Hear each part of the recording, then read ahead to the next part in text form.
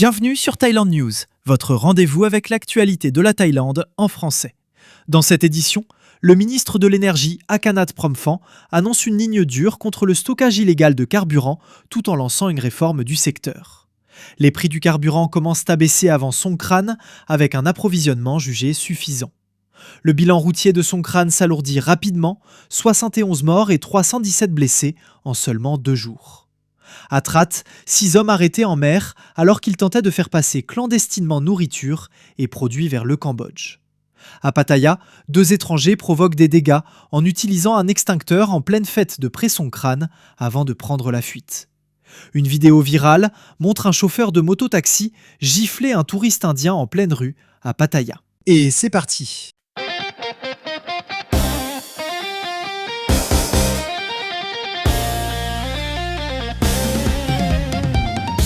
La Thaïlande n'est pas prête à participer à la réunion de la commission mixte sur la délimitation des frontières entre la Thaïlande et le Cambodge, prévue du 17 au 25 avril, en raison de procédures internes encore inachevées, a déclaré samedi le ministre des Affaires étrangères, Sihasak Phuangketkeow. Cette déclaration fait suite à l'invitation officielle du Cambodge qui espère faire avancer les discussions sur la délimitation frontalière, longtemps retardée. Selon M. Sihasak, la composition de la délégation thaïlandaise au sein de la JBC doit d'abord être finalisée avant que Bangkok puisse confirmer sa participation. Il a également précisé que même si la réunion se tenait, elle ne conduirait pas immédiatement à une délimitation des frontières, appelant à ne pas s'attendre à des progrès rapides sur cette question de longue date. La Thaïlande a informé le Cambodge que toute réunion de la JBC côté thaïlandais devait d'abord respecter les procédures internes. Celle-ci inclut l'approbation d'une nouvelle structure pour la JBC thaïlandaise, ainsi que la nomination de commissaires issus des agences d'État. Une fois ces étapes complétées,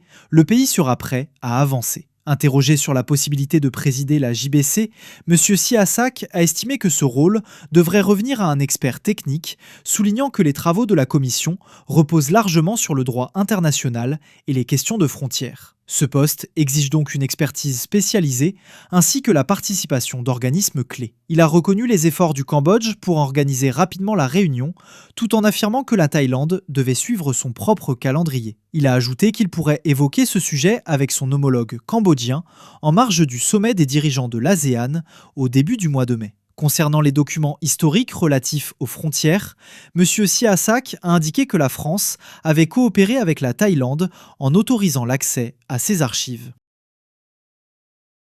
Le ministre thaïlandais de l'Énergie, Akanat Promphant, a affirmé que le gouvernement prendrait des mesures strictes contre toute tentative de stockage abusif de carburant, soulignant qu'aucune tolérance ne serait accordée, même aux acteurs économiques les plus puissants.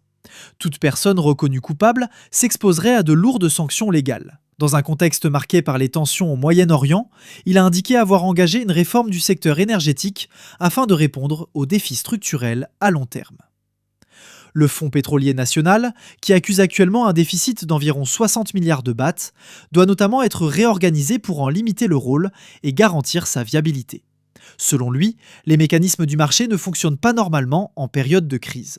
Il a également critiqué l'utilisation des prix de référence de Singapour, estimant qu'ils ne reflètent pas les capacités réelles de raffinage de la Thaïlande et favorisent des profits excessifs pour les raffineries. Dans ce cadre, le gouvernement poursuit des négociations avec ces dernières afin de réduire les marges de raffinage en tenant compte de facteurs tels que les risques liés au conflit, les coûts d'assurance et de transport. Parallèlement, le ministre a annoncé que les prix de détail du carburant ont commencé à baisser, profitant du recul récent des prix mondiaux du pétrole et des produits raffinés. Cette baisse intervient notamment après une réduction des contributions au fonds pétrolier. Il a assuré que l'approvisionnement en carburant resterait suffisant pendant la période des déplacements liés à la fête de Songkran, précisant que les autorités surveillent de près les niveaux de stock ainsi que l'évolution des marchés internationaux. La situation financière du fonds s'est d'ailleurs améliorée, après avoir enregistré des pertes allant jusqu'à 2,5 milliards de bahts par jour au plus fort de la crise.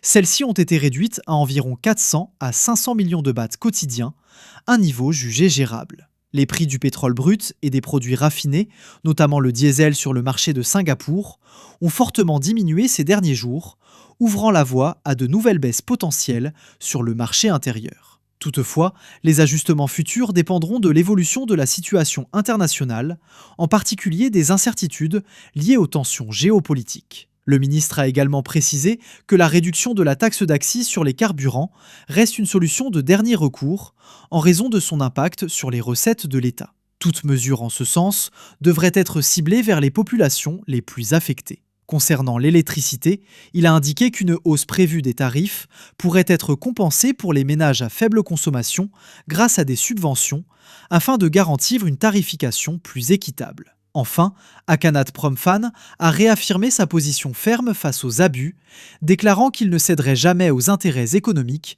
si ceux-ci nuisent à la population. 71 personnes ont été tuées et 317 autres blessées dans des accidents de la route au cours des 2 premiers jours de la période de congé de Songkran. Ces victimes ont été recensées dans 344 accidents survenus vendredi et samedi, selon le vice-secrétaire permanent à la santé publique, le docteur Sophon Yamsiritaworn. La province de Nan a enregistré le plus grand nombre d'accidents, avec 17 cas. Nan et Lampang comptent également le plus de blessés, avec 17 chacun. Les provinces de Prachinburi et Phitsanulok déplorent le plus grand nombre de décès, avec 4 morts chacune. Pour la seule journée de samedi, 208 accidents ont été enregistrés à l'échelle nationale, faisant 50 morts et 185 blessés. La principale cause de ces accidents est la vitesse excessive, responsable de 45% des cas, suivie par la conduite en état d'ivresse, 25%. Les motos sont impliquées dans 61% des accidents. Selon le docteur Sophon, la majorité des voyageurs ont désormais atteint leur destination. La campagne de sécurité routière liée à Songkran se poursuit afin de limiter le nombre d'accidents. 6 hommes ont été arrêtés au large de la province de Trat, alors qu'ils tentaient de faire passer clandestinement de la nourriture et divers produits de consommation vers le Cambodge à bord de 6 petites embarcations samedi soir. Ils ont été interceptés par les autorités maritimes qui ont repéré les bateaux chargés longeant la côte depuis la plage de Hatlek dans le district de Klong Viai. Après inspection, 5 ressortissants cambodgiens et un thaïlandais ont été interpellés. Les embarcations transportaient une cargaison variée composée de produits alimentaires et de biens de consommation, notamment des appareils électriques, des calmars, des crabes, des insectes frits, des abats de poulet et des fruits, pour une valeur totale estimée à environ 500 000 bahts. Selon les autorités, les communautés côtières cambodgiennes feraient face à une pénurie importante de produits de base. Les suspects ont indiqué que le coût du passage clandestin avait récemment doublé, passant de 1000 à 2000 bahts par personne. Les autorités concentrent actuellement leurs efforts sur la lutte contre la contrebande, en particulier celle de carburant à destination du Cambodge. À Pattaya, 2 étrangers ont provoqué des troubles en pleine célébration pré-Songkran en utilisant un extincteur au lieu d'arroser avec de l'eau, tôt dimanche matin sur Woking Street. L'incident s'est produit vers 5 h du matin et une vidéo publiée sur un groupe Facebook local est rapidement devenue virale. On y voit les 2 hommes projeter le contenu de l'extincteur, semant le désordre. Sur place, plusieurs motos stationnées étaient recouvertes d'une substance blanche issue de l'extincteur, avec des dégâts visibles sur les selles et la carrosserie, confirmant les images diffusées en ligne. Des témoins ont indiqué que les passants, choqués, ont vivement critiqué le comportement des 2 individus. Des agents de sécurité sont intervenus pour calmer la situation et leur ont signalé que leur attitude était inappropriée. Les 2 hommes ont finalement abandonné l'extincteur avant de prendre la fuite, juste avant l'arrivée de la police. Une conductrice de mototaxi de 43 ans, prénommée Horn, a expliqué que la scène s'était déroulée très rapidement. Selon elle, les 2 individus ont commencé à utiliser l'extincteur immédiatement, sans que personne ne puisse les en empêcher. L'origine de l'extincteur reste inconnue. La police est actuellement à la recherche des 2 hommes afin de les identifier et de les tenir responsables de leurs actes. Les réseaux sociaux sont en ébullition après la diffusion d'une vidéo montrant un chauffeur de mototaxi travaillant via application gifler un touriste indien à Pattaya. L'incident se serait produit vers 3 h du matin le 10 avril dans une rue du nord de la ville. Sur les images, filmées par le passager du chauffeur, on voit le motard tendre le bras et frapper le touriste à la tête alors qu'il le dépasse. L'homme marchait au milieu de la chaussée, semblant gêner la circulation dans cette rue étroite et très fréquentée la nuit. La vidéo, largement partagée en ligne, a rapidement suscité des milliers de réactions et divisé l'opinion. D'un côté, certains internautes prennent la défense du chauffeur, estimant que ce type de comportement de piéton est fréquent et dangereux. Selon eux, marcher au milieu de la route, surtout la nuit, met en risque à la fois les piétons et les conducteurs. De l'autre, de nombreuses voix dénoncent un acte de violence injustifiable. Pour ces internautes, rien ne peut légitimer une agression physique, même face à une attitude imprudente. Certains évoquent également des tensions plus larges